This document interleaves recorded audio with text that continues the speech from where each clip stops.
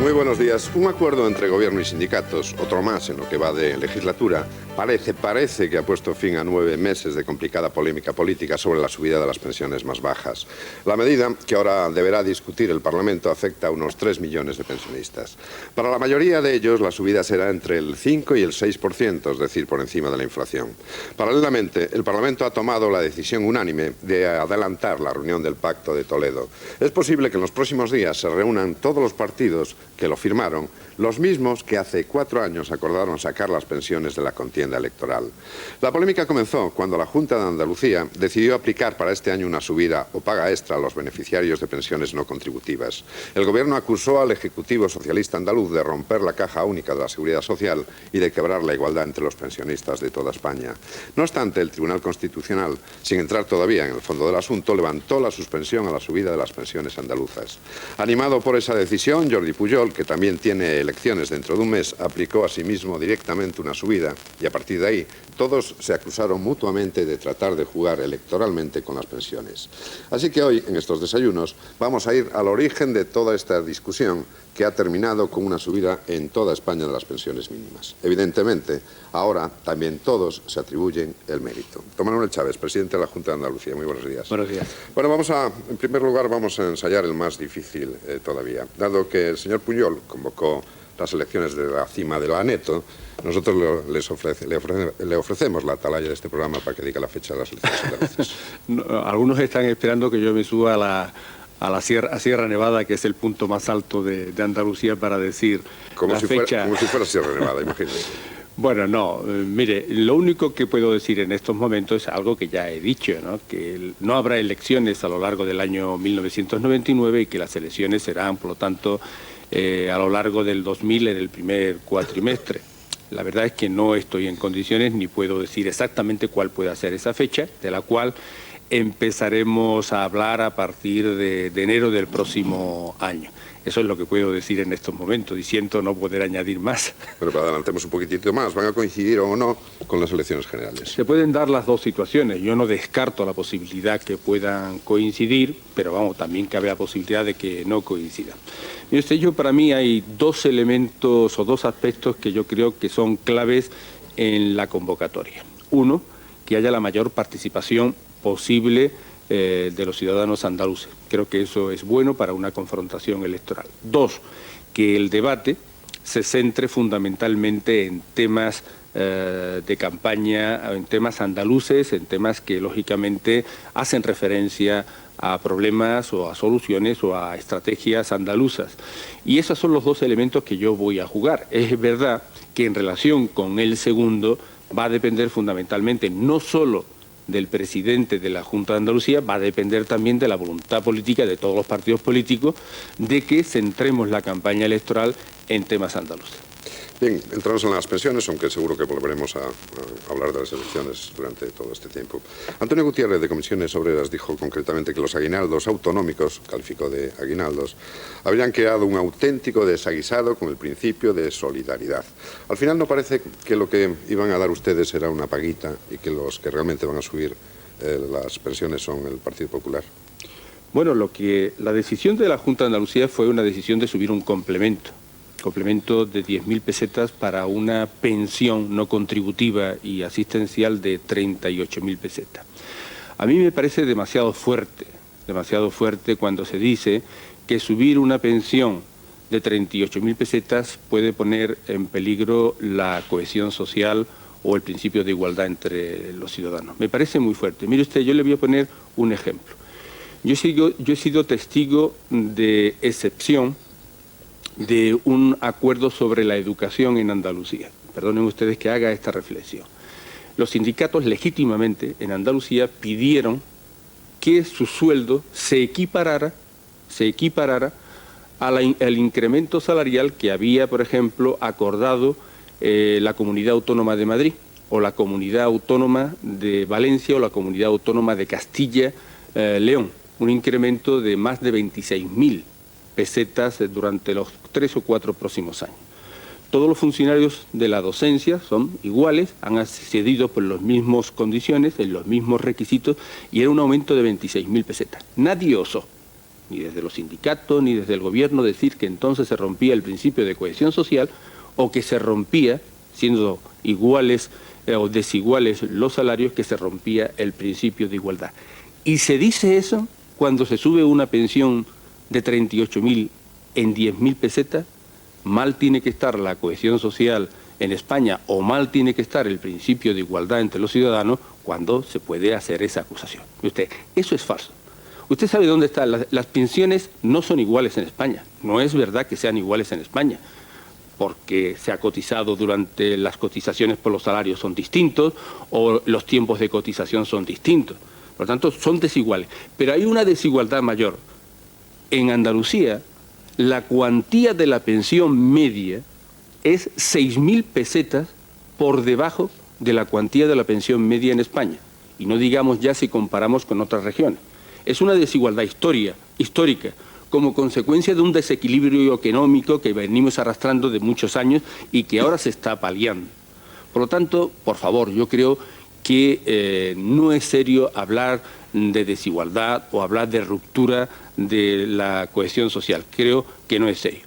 La decisión de la Junta de Andalucía, ¿qué virtualidad tuvo, qué virtud tuvo? Abrir un debate nacional. Abrir un debate nacional que en principio encontró, en cuanto a la subida de las pensiones, el rechazo del Gobierno y que ha terminado con una reunión del Pacto de Toledo, pues reconociendo la necesidad de una subida de las pensiones. Ha sido todo un parto, 9 meses, además. Bien, se podría haber evitado, evidentemente. Vamos a abrir este debate con Consuelo Sánchez Vicente. Buenos días. Y Fernando Jauregui, muy buenos días. Buenos días, señor Chávez. Bueno, le llamé debate, pero no es debate, esto es una entrevista. Eso es. Tu pregunta, que yo no me atrevo a decir nada. Por si acaso, por el tono. Yo, sobre una cosa que ha dicho antes Mariñas, presidente, él decía que parece que la polémica de las pensiones ha terminado. Ya con esta reunión, este acuerdo que hubo la semana pasada entre el Gobierno, los sindicatos y las decisiones... Ya verás cómo no. No, a eso voy, que creo yo que no, porque hay otra petición de la Junta de Andalucía, de la semana pasada también, diciendo que al Gobierno y a los sindicatos se les ha olvidado subir las pensiones más bajas del sistema, 200.000 en toda España, menos de 24.000 pesetas al mes, por ahí, que son las pensiones asistenciales, y ustedes han pedido que las suban.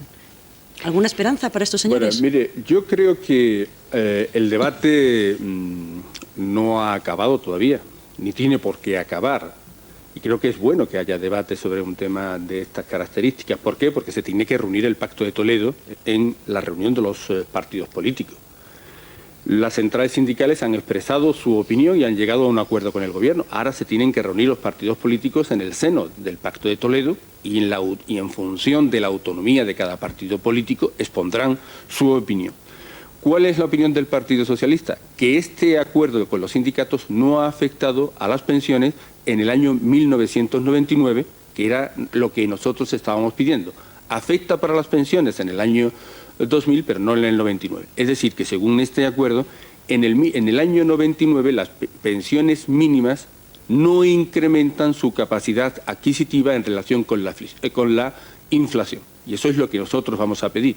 Y efectivamente, como usted dice, las pensiones asistenciales son pocas ya en toda España, tampoco se ven afectadas. No se han visto incrementadas en nada. Bueno, pues una posibilidad o es un estudio que nosotros tenemos que hacer en Andalucía para ver si esas pensiones asistenciales las podemos subir y equipararlas a la subida acordada. Señor Chávez, sí se podían subir las pensiones. Hubo una temporada en la que por lo visto era una locura pedirlo, sí había dinero para eso. Pero yo no sé si ahora no se ha abierto un poco una espita que a lo mejor en algún momento habrá que cerrar, porque ahora claro están los funcionarios, empezando por ese superfuncionario que es el fiscal general del Estado, piden aumento de sueldo. El fiscal pide un aumento de sueldo más especial, pero los demás también piden un aumento de sueldo considerable. Sí, subir de 11 a 20 millones de pesetas. Eso es el fiscal, los otros un poquitín menos. Pero también nos encontramos ahora, su propio partido, este fin de semana, nos anunciaba el señor Ellagaray que el Partido Socialista piensa pedir una pensión para las amas de casa. Oiga, ¿usted cree que el sistema, el estado de bienestar, aunque es verdad que está en toda Europa, pues de alguna manera reconvirtiéndose y volviendo otra vez los ojos hacia los ciudadanos en vez de hacia el ahorro, ¿usted cree que aguanta tanto? ¿Va a aguantar esas peticiones de los funcionarios? ¿Va a aguantar esa exigencia de las amas de casa? Yo no sé si será conveniente o no. No he oído esa declaración de Guiagaray, ¿no?, sobre las pensiones de las amas de casa. En algún momento, algún día habrá que afrontar el problema o el tema de las amas de casa, porque con su trabajo también en su propio domicilio están también colaborando a la creación de riqueza nacional. Hay valoraciones hechas por expertos de cuánto puede representar el trabajo de una ama de casa en su domicilio de cara a la creación de riqueza nacional. Yo lo que creo, mire usted, es que estas cosas, incluso cuando se habla también del incremento de los funcionarios, hay que hacerlas con rigor y con seriedad, en el sentido de ver si hay posibilidades desde el punto de vista económico. Y cuando hay incrementos y cuando hay excedente, incremento de los ingresos fiscales y cuando hay excedente. Mire usted, en febrero, ¿qué es lo que decía el Gobierno de la Nación? Que no había dinero para la subida de las pensiones, que no se podía convocar el Pacto de Toledo, que se ponía en peligro el futuro del sistema público de pensiones, que no había dinero para el fondo de reserva. 9 meses después, parece que sí hay dinero para todo. Y lo hay, realmente lo hay.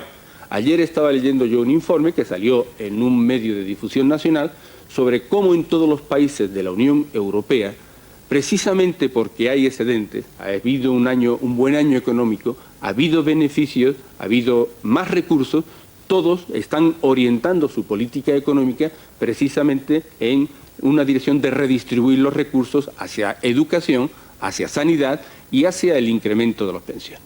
Nosotros nos podríamos haber evitado este debate si el Gobierno de la Nación, si el Gobierno del señor Aznar, en febrero hubiera convocado el Pacto de Toledo y hubiera incrementado las pensiones mínimas porque lo necesitaban y porque estábamos, como ellos dicen, y es verdad, en un buen año económico. Sí, pero perdone que le insista en lo de las amas de casa, que me parece que es un tema muy importante.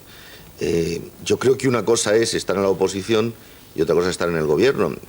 Si mal no recuerdo, lo que el señor Guiagaray dijo exactamente es que el Partido Socialista estaba pensando en incluir en su programa electoral la concesión de una cierta pensión a las amas de casa, que por cierto, como usted dice, es de justicia absoluta, pero lo que no está muy claro es que a la hora de gobernar eso se pueda conceder. Yo tendría que ver ese tema, es la primera vez que lo oigo, ¿no? Y por lo tanto, si es una proposición que se va a incorporar o que para el programa electoral, habrá que discutirlo en su momento y ver si eso tiene viabilidad económica. No lo sé si en estos momentos una pensión para una ama de casa tiene viabilidad económica, no lo sé, habrá que estudiarlo. Lo que digo es que en términos generales la sociedad española sí tiene que plantearse de alguna manera en su momento pues el tema de las amas de casa. Lo que es cierto es que la paga a los pensionistas que menos cobran tiene una repercusión escasa en los presupuestos y, sin embargo, tiene un gran efecto en los medios de comunicación y propagandístico y demás. Eso, en principio, puede parecer electoralismo, ¿no? Pero ¿qué le diferencia a usted de Pujol? Es decir, ¿qué diferencia hay entre las subidas que pretendía Pujol y la que pretendía usted? ¿Por qué la subida de Pujol sí es electoralista y la suya no? Yo quiero decir dos cosas. Cuando un gobierno de izquierda toma una medida de política social, recibe rápidamente la acusación de que es electoralista. Yo tomé la decisión en diciembre de 1998, que fue cuando se subieron las pensiones, en diciembre de 1998, por lo tanto, no un mes y medio antes de una convocatoria electoral. Por lo tanto, yo no tenía convocadas, ni tengo convocadas, las elecciones autonómicas. Por lo tanto, no sé por qué viene la acusación de electoralismo como una acusación descalificatoria de una decisión, en el caso de la Junta de Andalucía.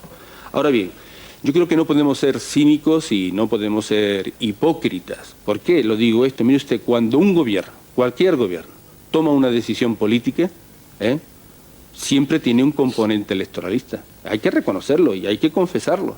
Porque cuando yo tomo una decisión política, evidentemente lo hago porque quiero resolver un problema de la sociedad andaluza, porque quiero satisfacer una demanda de un colectivo de ciudadanos andaluces o de ciudadanos españoles. Y en tercer lugar, porque quiero ganar las elecciones, ejecutando mi programa electoral. Por lo tanto, hay un componente electoralista. Ahora, hombre, yo hubiera tenido un cierto pudor al convocar o al establecer una medida un mes y medio antes de las elecciones. Ahora, yo cuando adopté la decisión de subir las pensiones en diciembre del 98, no tenía en puertas ninguna elecciones. Lo que pasa, señor Chávez, es que, claro, tenemos que ponernos en la situación en la que estábamos a principios de este año. Se comentaba, y bueno, con algún fundamento, que el presidente del Gobierno podría adelantar las elecciones generales a junio del año pasado o incluso a este otoño.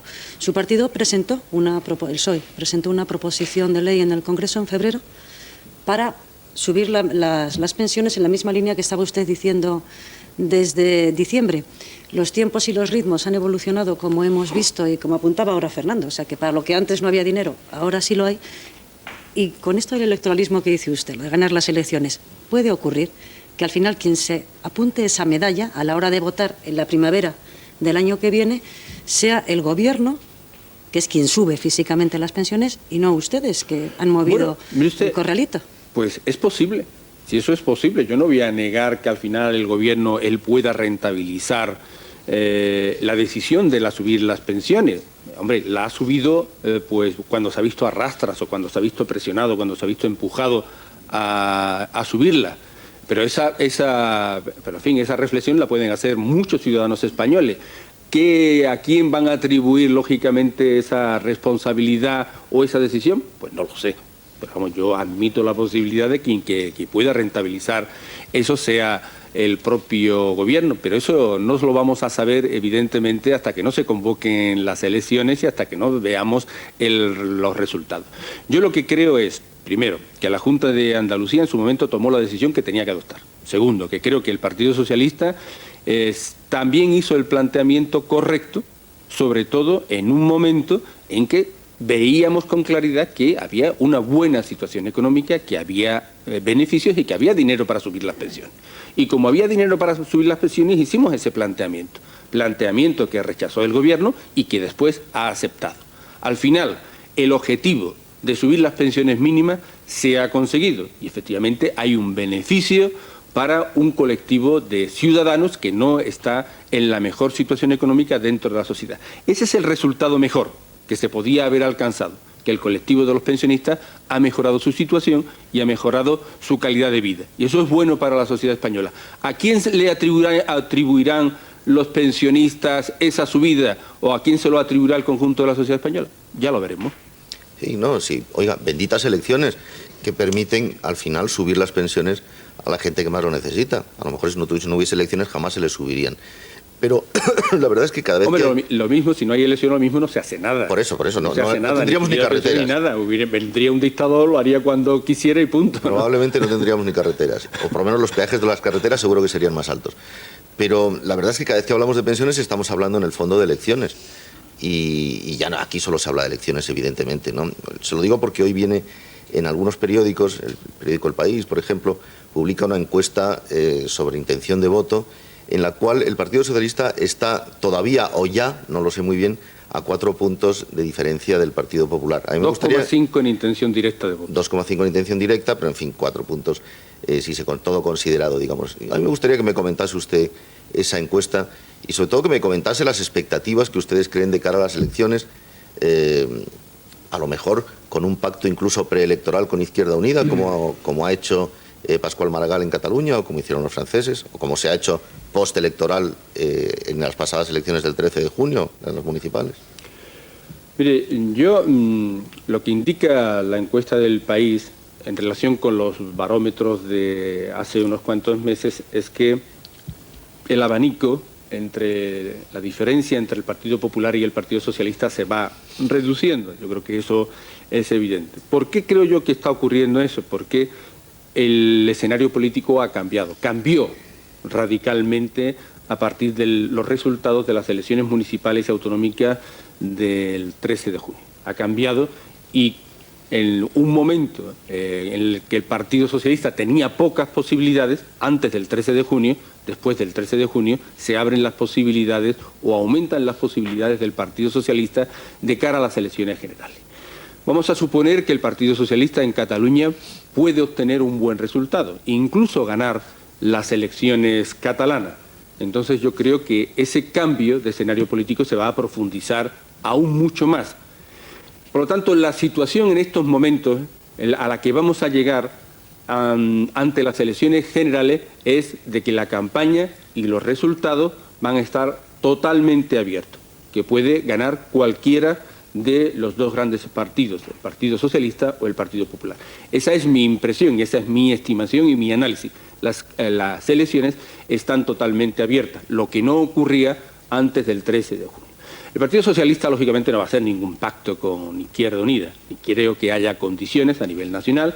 Cataluña, pues, es una situación específica, es una situación singular, pero no en el conjunto de España. Yo no creo que en estos momentos haya ninguna condición objetiva, ni diría también subjetiva, para que se pueda llegar a un acuerdo preelectoral y ni siquiera postelectoral con Izquierda Unida. De todas maneras, yo creo que tiene que cambiar mucho Izquierda Unida, la dirección de Izquierda Unida, para que se puedan dar circunstancias que propicien un pacto. O sea que si ganara el señor Maragall en Cataluña, usted trataría de todas formas que las andaluzas fuesen antes que las generales, me imagino. Creo que ha dicho algo por el estilo. Porque claro, nos podríamos encontrar con el escenario de que se llegase a las generales con el Partido Popular habiendo perdido 2 comicios importantes, ¿no? Bueno, esa es una circunstancia que siempre hay que tener en cuenta, pero yo creo que no es la circunstancia o el aspecto decisivo para que me pueda yo inclinar, por ejemplo, a un adelanto de las elecciones sobre las elecciones generales. Para mí, vuelvo a decirle, es un tema todavía abierto y del cual pues hablaremos a partir de enero del próximo año. Y advierto que esto de las fechas de las generales se lo vamos a preguntar de distintas maneras una docena de veces más o menos. Yo tengo todavía otra forma más de preguntarlo, porque he apuntado aquí, dice usted, que la fecha de sus elecciones, de las andaluzas, lo que pretende conseguir es que haya la mayor participación y que el debate sea andaluz. Si el debate tiene que ser andaluz, eso, vamos, significa que no puede ir con las elecciones generales. Bueno, yo creo que siempre existe el riesgo de que en unas elecciones generales el debate general pueda solapar al debate andaluz, por decirlo de alguna manera. Pero vuelvo a decirlo, todo eso depende de que los candidatos y los partidos políticos tengamos la voluntad política de centrar el debate de una campaña electoral en temas andaluces. De esa manera podríamos evitar el solape, ¿no? Pero vuelvo a decirlo, las dos posibilidades están abiertas, la de la coincidencia y la de la no coincidencia. Oiga, la campaña, ¿ibas a apuntar alguna otra cosa, Consuelo? Sí, no, me estaba acordando de lo que ha pasado ayer en Alemania, el señor Schröder, de la 4ª derrota en 3 semanas. Y quería preguntarle su interpretación de esa situación, porque decía usted antes que hay un incremento de ingresos fiscales en toda Europa y que todo el mundo está dedicando a sanidad, educación y pensiones. Menos en Alemania. Alemania y Gran Bretaña, que son, en fin, los correligionarios de los socialistas allí, están haciendo justo lo contrario. Y el señor Schröder, concretamente alemán, se está pegando unos batacazos impresionantes. No, menos en Alemania, menos en Alemania. Y Tony Blair me estoy también. Un poco fijando, me estoy tomando como punto de referencia el informe económico que leí, creo que concretamente pero son los gobiernos ayer. de derechas los que están haciendo precisamente esto. Alemania es el único país que se ha encontrado que no tiene excedente y por lo tanto no ha aumentado sus recursos fiscales en el año 99. El resto de los países, Inglaterra, Italia, Francia, sí están en esa misma dirección. Y por lo tanto, Schröder lo que ha hecho efectivamente ha sido un plan de austeridad que ha tenido mala acogida o mala recepción en el conjunto de los ciudadanos. Creo que es posible que no tenga más necesidad que adoptarlo. Pero mire usted, cuando un partido gobierna, muchas veces en las elecciones parciales o en las elecciones regionales se puede encontrar con este tipo de situaciones como las que se ha encontrado Schröder. Eso no quiere decir, evidentemente, que cuando se convoquen por parte de Schröder unas elecciones generales vaya a ocurrir lo mismo. Sí, a Schröder todavía le queda tiempo para recuperar, pues qué diría yo, valoración, prestigio y respaldo popular una vez que ponga en marcha su plan económico. La verdad es que Consuelo se nos pero de todas maneras lo que quiero decir es que las situaciones no son extrapolables, ni es extrapolable la situación de España a Alemania, ni la de Alemania a Inglaterra, ni la de Inglaterra a España. Son situaciones totalmente distintas, Bueno, pero volvamos aquí, ¿no? Pero yo no me he ido a Alemania. Lo que quería recordarle al señor Chávez es que esa política que dice él de dedicar más dinero, digamos, a gasto social, aquí la está haciendo un partido de derechas y sin embargo en Alemania la está recortando un partido de izquierdas. Bueno, vamos a ver. Porque él ha establecido antes ese paralelismo, ¿no? Tiene un matiz. Claro. A ver si, porque yo quiero recordar ahora, por ejemplo, pues la medida del resetazo. Ahí no hubo aumento del gasto social en sanidad, hubo un recorte, lógicamente, que afectaba a los que menos tenían. En el tema de las pensiones, pues, hombre, las ha subido, pero claro, ¿cómo y por qué las ha subido el gobierno? Porque políticamente ya no le quedaba más remedio que subirla como consecuencia de toda una presión social y de una presión política y de una sensibilidad en el conjunto de la sociedad nacional, y las ha tenido que subir. Y seguramente ahora se va a encontrar con otro problema, y es que como el seguro de desempleo ha evolucionado mal en los últimos meses, se va a encontrar ahora con una negociación o con un planteamiento muy fuerte por parte de las centrales sindicales para subir y para incrementar el seguro de desempleo. Lo lógico es que el gobierno de la nación, en este caso un gobierno de derecha, no se vea la necesidad de tomar una decisión a rastras, es decir, después de que se hagan planteamientos sociales, planteamientos políticos o planteamientos sindicales, sino que tenga iniciativa para tomar decisiones. Bueno, vámonos otra vez, volvemos por aquí. Dejamos a su correligionario, como dice Consuelo Schroeder, que no sé si es muy correligionario suyo, ni Schroeder ni Blair, pero bueno, eso vamos a dejarlo para otra ocasión. Yo le quería preguntar por la campaña catalana. La campaña catalana siempre tiene un componente andaluz, entre comillas, se puede decir. Hay mucha gente que vive allí, que se siente, o por lo menos tiene una parte de su corazón andaluz. Yo no sé si usted va a participar personalmente en los mítines de la campaña junto a Pascual Maragall, y no sé si usted o la ejecutiva del Partido Socialista Obrero Español comparte del todo algunos planteamientos de Maragall, sobre todo en lo que se refiere a ese federalismo que él está predicando. Bueno, mire, yo creo que efectivamente hay un gran número de andaluces, ciudadanos catalanes que viven y que trabajan en Cataluña y que votan allí, porque son ciudadanos catalanes, aunque su origen es andaluz. Yo creo que el ciudadano andaluz, a la vista de las experiencias electorales anteriores, siempre se ha retraído mucho en las elecciones autonómicas, ha participado mucho en las elecciones generales y no ha considerado como suyas las elecciones autonómicas. Yo creo que ahora es un buen momento, porque yo creo que las decisiones que emanan de la Generalitat son decisiones que también afectan a los ciudadanos de origen andaluz, a los andaluces que viven en Cataluña, y sería, por lo tanto, un buen momento para que se pudieran participar y pudieran, lógicamente, votar en las elecciones autonómicas, porque son tan suyas como las de los ciudadanos catalanes que han nacido en Cataluña. Yo voy a participar, estoy a disposición, lógicamente, de los compañeros de los socialistas catalanes, ¿no? Estoy a su disposición para participar en lo que ellos quieran, cuando ellos quieran y los días que ellos quieran. Y ya en este sentido he recibido alguna invitación y quedará por fijar la fecha en la que estaré en Cataluña. Y ve usted, yo, sobre la tercera parte o la tercera pregunta, pues un Estado federalista, yo estoy de acuerdo, porque yo creo que el título octavo de la Constitución tiene vocación federalista. Y tiene una lectura federalista, sin necesidad de tener que modificar el título octavo de la Constitución. Yo creo que hay mimbres ahí para crear un Estado federalista o un Estado con vocación federalista y de corte federalista. Y yo creo que en este sentido, pues Maragall no ha dicho nada distinto de lo que pensamos mucha gente dentro del Partido Socialista. Yo creo que la mayoría dentro del Partido Socialista, porque el Partido Socialista es un partido federal, y la ejecutiva del partido es la ejecutiva federal del partido. Por lo tanto, no está diciendo nada que rompa lo que es la doctrina del Partido Socialista. Hay bases en el título octavo para hacer eso. Solamente habría que hacer una modificación en la Constitución, en la que parece que estamos de acuerdo todos los partidos políticos, que es la modificación relativa al Senado, para que el Senado se convierta efectivamente en una Cámara de representación territorial donde estemos representadas las regiones y las comunidades autónomas y, por lo tanto, de esa orientación. Eso va para largo, señor Chávez. Llevan 6 años, me parece, discutiendo en el Senado la modificación de un artículo de la Constitución. Un artículo. ¿Por qué no se hace esa modificación del Senado? Es claro, el Partido Popular tiene mayoría absoluta en el Senado y no le interesa, lógicamente, hacer una modificación del Senado que le pueda implicar que pueda perder la mayoría absoluta dentro del Senado. Esa es la única razón, no hay otra razón de fondo.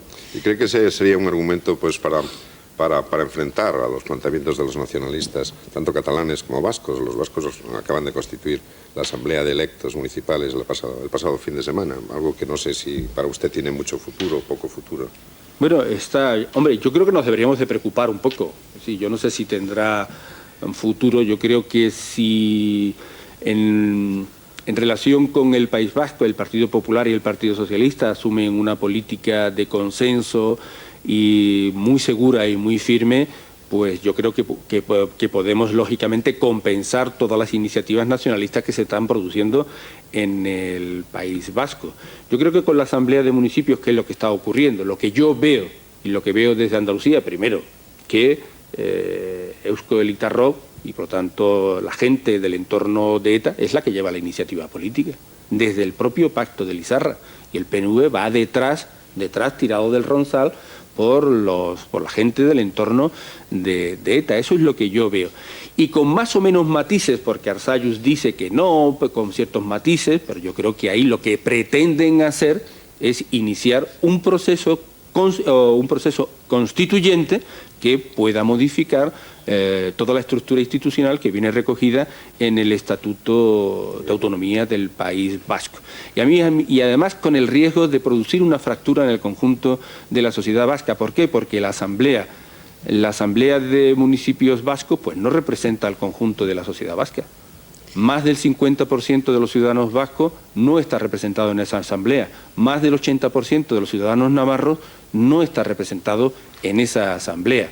Por tanto, yo creo que esa es su debilidad. Afortunadamente es su debilidad porque no es una asamblea que se pueda decir que representa al conjunto de la sociedad vasca. Lo que pasa es que no deja de ser un foro formado por electos políticos que han concurrido a unas urnas para hablar de cosas que ellos dicen que les interesan. Siempre que no vayan contra la ley, ¿por qué no? O sea, ¿cuál es el problema de la Asamblea de Municipios? Pero es un foro de confrontación. Es un foro de confrontación. Aparece como un foro de confrontación. Porque ¿qué ocurriría ahora si el Partido Socialista y el Partido Popular crearan o constituyeran un foro de esas características? Es decir, ahora vamos a crear un foro con todos los representantes, alcaldes y concejales que pertenecen a esos partidos. Yo creo que, mire usted, yo creo que es un foro que está creado o está pensado en línea soberanista, ¿sí? En propiciar el derecho de autodeterminación como una fase inmediatamente anterior a un proceso de independencia. Eso es lo que está en el esquema del entorno de ETA. Eso es lo que está.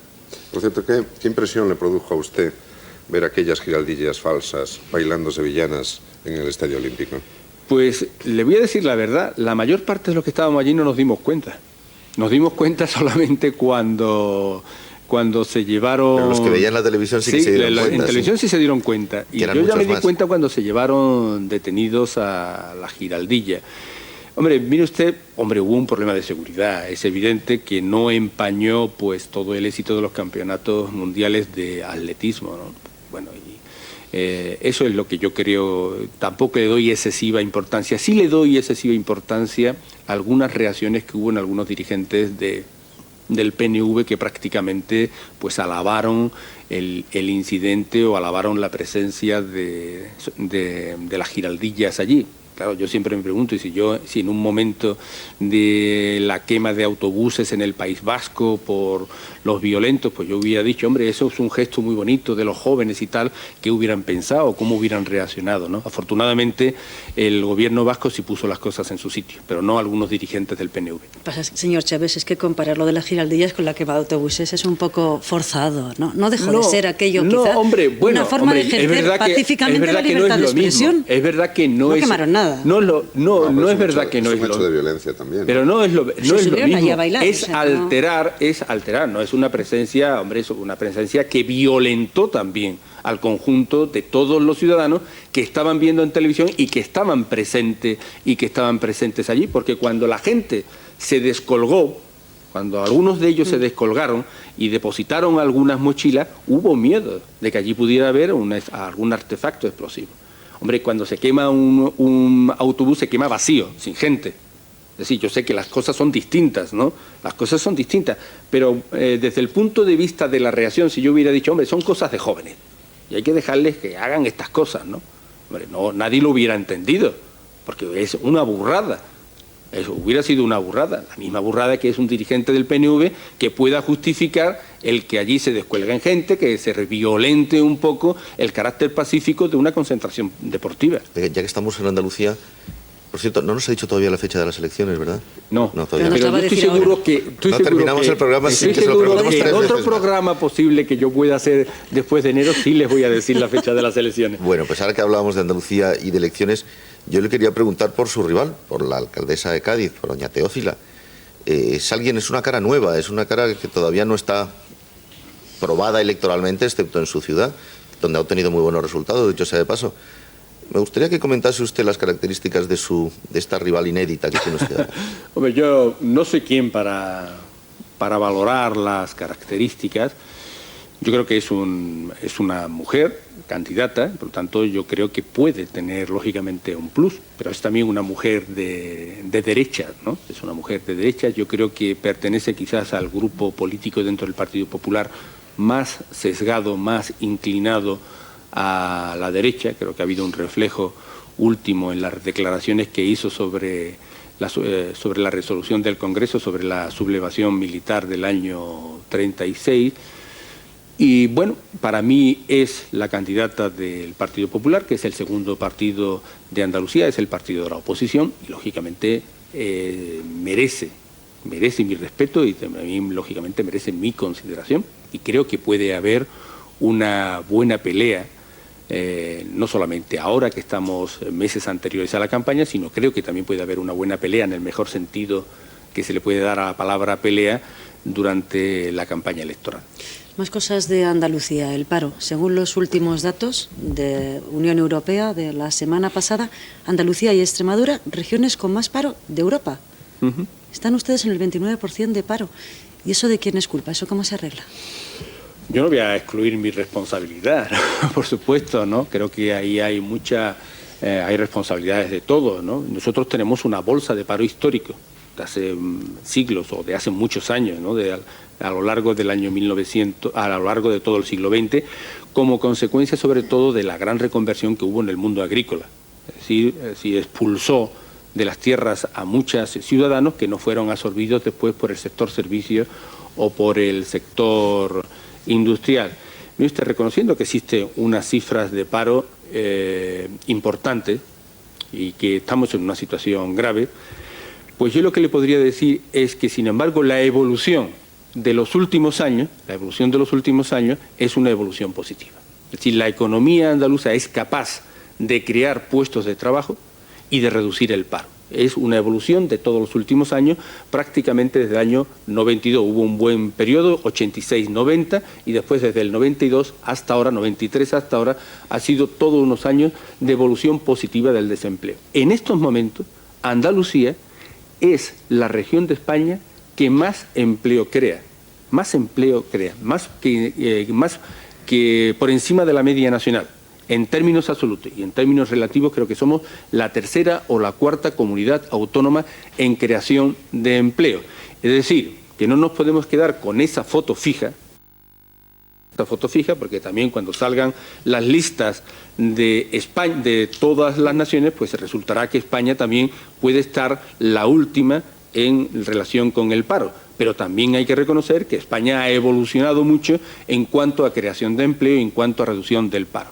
¿A quién se obedece, quién se puede hacer responsable de una situación y también de la situación de bonanza económica? Yo creo que inciden muchos factores, la propia situación económica internacional, la coyuntura internacional, yo creo que ese es el factor más importante. Yo creo que hubo medidas durante la gestión del mandato socialista que sentaron las bases para una recuperación económica.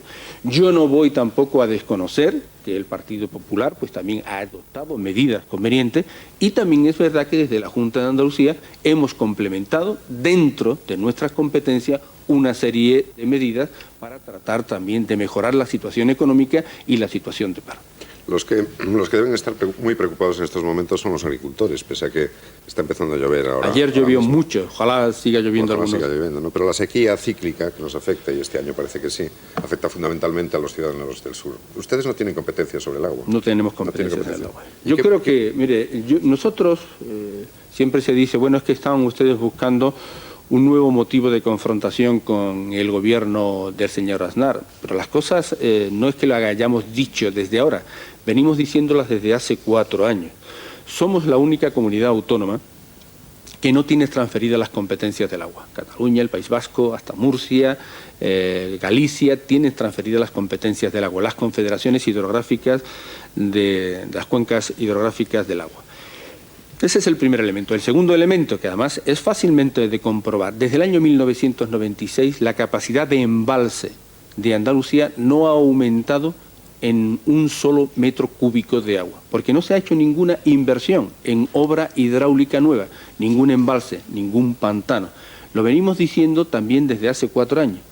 Lo primero que ha hecho el gobierno en relación con los embalses fue el otro día que fue la ministra de Medio Ambiente a Huelva a colocar la primera piedra del embalse del Andévalo.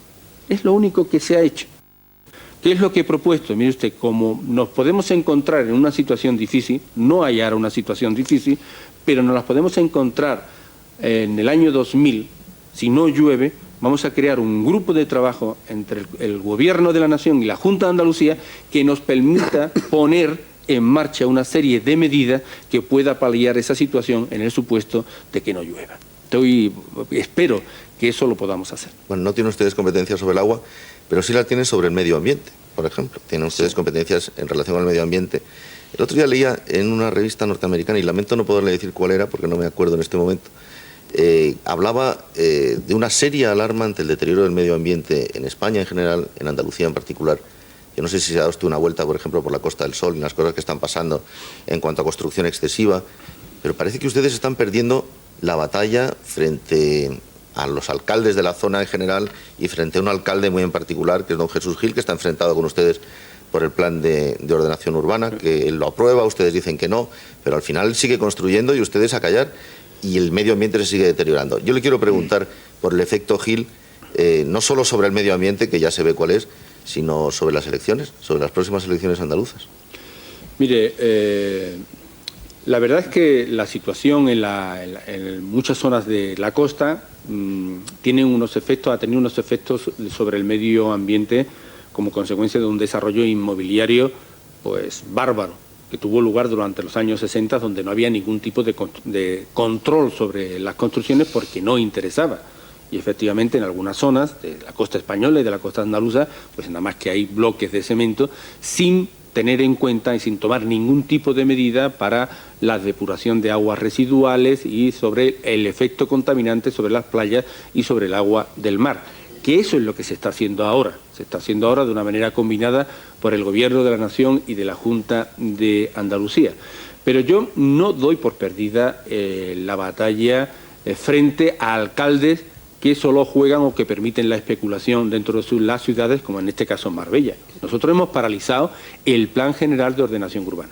Es verdad que se han cometido algunas irregularidades por el ayuntamiento, pero bueno, todas están en el juzgado, Y los terceros saben, porque se les avisa, cuando hay una construcción ilegal que no se atiene a las normas urbanísticas, lo saben. Y yo creo que en estos momentos eso está prácticamente paralizado. No digo totalmente, pero casi en su mayoría. Y nosotros, y el señor Gil lo sabe, y el Ayuntamiento de Marbella sabe, que mientras que no se respeten las condiciones que nosotros exigimos para un Plan General de Ordenación Urbana, el Plan General de Ordenación Urbana no saldrá adelante en los términos que quiere el señor Gil. Y nosotros tendremos que asumir la competencia de poner en marcha aquella parte del Plan General de Ordenación Urbana que nosotros consideramos que es válida, que es vigente y que no hará de la ciudad en el futuro un bloque de cemento, y para no perjudicar, lógicamente, a terceros o a los ciudadanos de Marbella. Y esa es una norma que estamos siguiendo ya en toda la costa. Nosotros en estos momentos estamos haciendo todo un estudio en la costa de Cádiz, en la costa de Huelva y en la costa y en prácticamente los 800 kilómetros que tenemos de costa para ver cómo tenemos que ordenar de una manera urbanística, combinando desarrollo con protección ecológica y medioambiental toda la costa de Andalucía. Y sobre el otro tema, pues mire usted, yo no sé que al final es verdad que ya el Gil pues ha decidido presentarse en las autonómicas, parece que se va a presentar en las elecciones generales. Yo creo que cada vez es mucho más evidente en los ciudadanos que se utilizan las instituciones para mezclar negocios privados con negocios públicos. Yo creo que Gil tiene, lógicamente, una zona territorial muy bien delimitada, como es Melilla, Costa del Sol, Ceuta, Gibraltar, la línea de la Concepción, una especie de rectángulo irregular. Casi nada, oiga. Que es muy importante, que es lo que ellos hablan el Hong Kong español, que es una zona pues de especulación inmobiliaria, una zona donde puede lógicamente tener facilidad el blanqueo de dinero, donde efectivamente puede haber una especulación urbanística. ¿Qué es lo que puede pasar en unas elecciones autonómicas? Pues mire usted, no lo sé. Es decir, yo creo que Gil, desde mi punto de vista, no sé si después hará, él donde va a competir es en el espacio de la extrema derecha. Quizás eso es un espacio donde pueda competir con el Partido Popular, la derecha pura y dura, los sectores más a la derecha de la sociedad española y de extrema derecha. Ahí es donde yo creo que va a competir, porque yo creo que poco a poco van a ir saliendo elementos muy propios del Gil, como es el autoritarismo, el recorte de las libertades, la xenofobia, racismo, etc. No, en algunos estudios que se han hecho, artículos que se han escrito últimamente sobre el posible efecto Gil, Mario Conde, antes Ruiz Mateos, en las elecciones generales, también se dice que puede castigar bastante el voto de izquierda en cinturones industriales de las grandes ciudades, porque es un voto antisistema, un voto de protesta, y que no necesariamente se nutre de la derecha, sino de toda la gente que no está de acuerdo o que está especialmente maltratada, ¿no?, por la situación. Y efectivamente yo creo que en algunas zonas él ha ganado algunos votos de izquierda, sobre todo de Izquierda Unida. A nosotros también nos ha quitado votos y a la derecha. Yo también voy a decir y ese es un fenómeno propio también. Le Pen en Francia, en el cinturón industrial de Marsella, en cinturones industriales de las grandes ciudades, la extrema derecha ha cogido muchos votos de trabajadores industriales que ven inseguro su puesto de trabajo, que ven competencia en los inmigrantes o en los ciudadanos de otros países. Pero al mismo tiempo yo tengo que señalar lo siguiente, porque yo creo que el globo de Gil se está desinflando. Es verdad que todo el tema de Ceuta y de Melilla, por todo el impacto periodístico que ha tenido, pues parece que el fenómeno es muy importante, pero yo lo que tengo que señalar también es que en la Costa del Sol, el grupo Gil ha descendido mucho. Es decir, es que aquí se olvida que Gil perdió en Marbella 4 concejales. Perdió la alcaldía de Estepona, que era uno de sus feudos. Y todas las pretensiones que tenía en pueblos como Fuengirola, Torremolinos, Benalmádena, no se cumplieron ninguna. Ni siquiera en Ceuta y Melilla, donde las previsiones era que ganara por mayoría absoluta. Eso quiere decir, bueno, que tiene presencia en otras ciudades, sí, pero mi análisis es que el fenómeno ese se empieza a desinflar. Hay un fenómeno que me gustaría tratar antes de terminar, nos quedan 2 minutos, que es el del trato a la inmigración. Bueno, yo no sé si se va a terminar algún día todo este horror de las pateras, ¿no? Pero estos días estamos asistiendo en el pueblo de Níjar, en Almería, a unos enfrentamientos. Parece ser que hay unos grupos organizados que atacan a los inmigrantes. ¿Qué se está haciendo para evitarlo? Mire, el que haya un grupo de enmascarados o de encapuchados que agreden a los inmigrantes es un tema, lógicamente, de seguridad, es un tema policial y que habría que...